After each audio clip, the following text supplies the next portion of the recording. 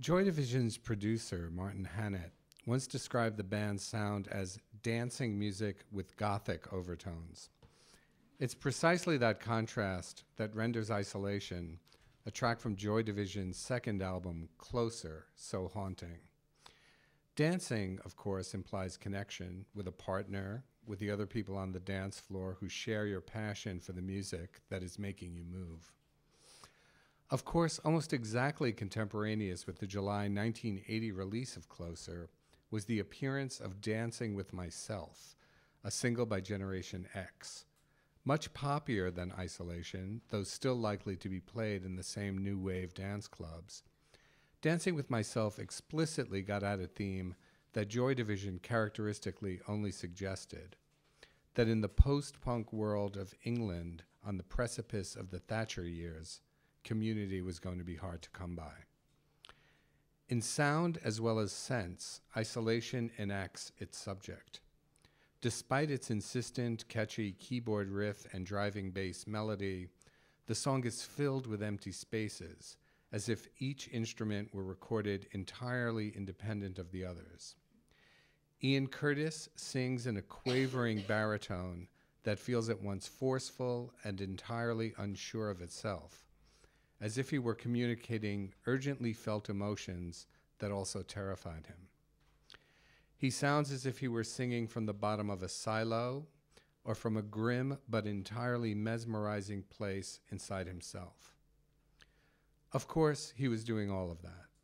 As some of you may know, Closer came out 2 months after Ian Curtis committed suicide, the day before Joy Division was set to leave for its first tour of the United States.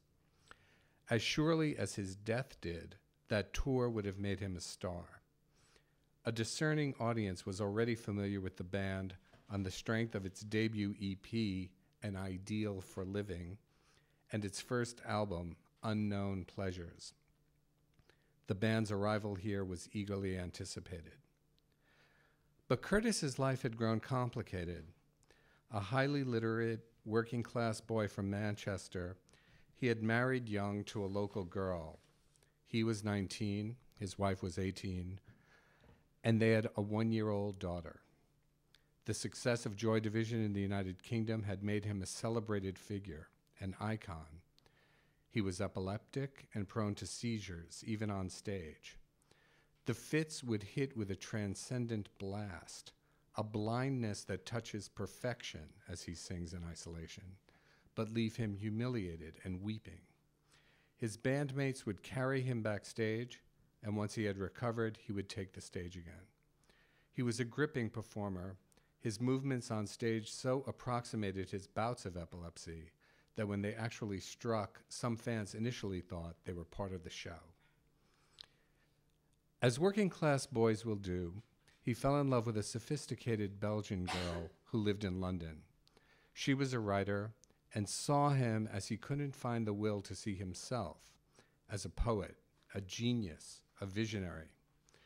But he also could not bear to think of himself as the sort of man who would leave a family. "I'm ashamed of the things I've been put through," he sang. "I'm ashamed of the person I am."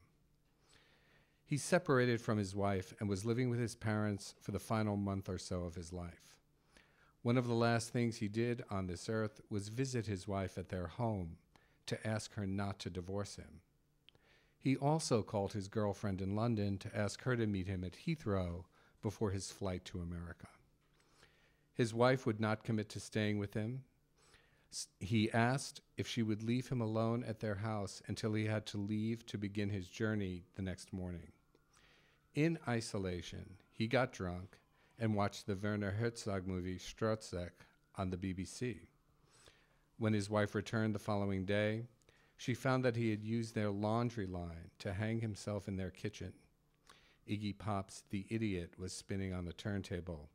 He was 23.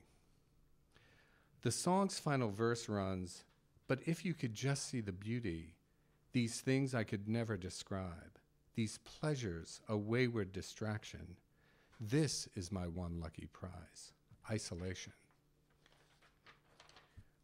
We are urged not to romanticize suicides, but let's face it. The place of such deaths in the tradition of romantic art is secure. It is the attempt to make a point to others that you will not be present to realize has been made. It is the attempt to bring people closer, as the album title would have it, but only so you can leave. The tears, the anger, the feelings of abandonment, the fear every day, every evening, as the song says, finally will be theirs. You will be gone, beyond isolation, into a realm beyond complication, into history, into myth. Thank you.